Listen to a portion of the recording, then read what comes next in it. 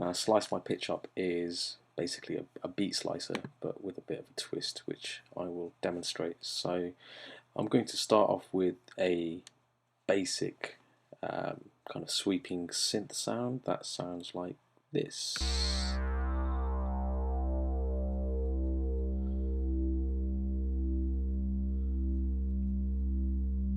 So you can hear with that the tone sweeps through a range of frequencies, which makes it quite useful for this tool. So first thing I want to do is just fire up the tool. I've got that key mapped to Control S, so there we go. So let's look at what this looks like. So to start off with, it's setting the number of slices to 24, which gives you 2 octaves, and it's slicing at the 0 crossing points. Initial transpose is 0, so it will use whatever the default sound is as its initial tuning value, and for each slice it will increment it by 1 semitone. And then looking at the transpose reset, what that means is that after 12 slices it will tune it back to the initial transpose, and with the ping pong loop on, it's going to slice. All slices are going to have a ping pong loop on it. So let's hear how that sounds. So you can see what that's done. So let's have a listen.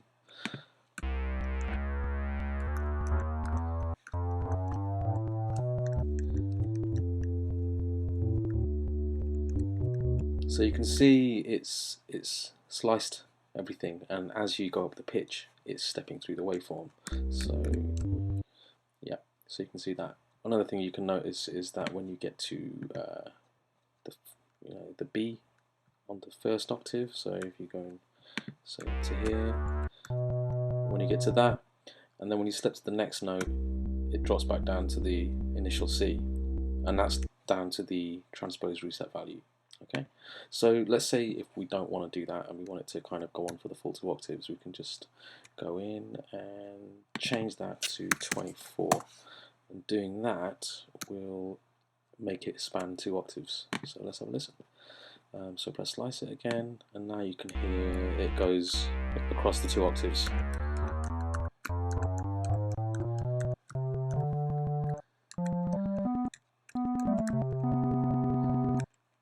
Yeah.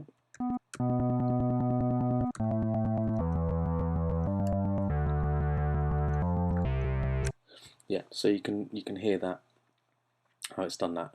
Let's say, for example, I want it to start off slightly higher, I want to kind of play pad sound with it, then I can set the transpose to 12, and that is going to start off an octave higher. So let's have a listen.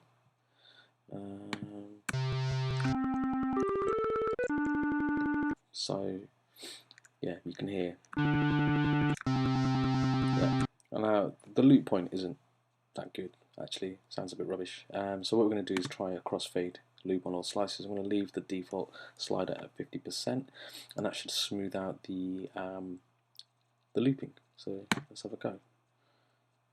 And so what that's done is destructively applied a crossfade loop to each slice and making it sound something like this.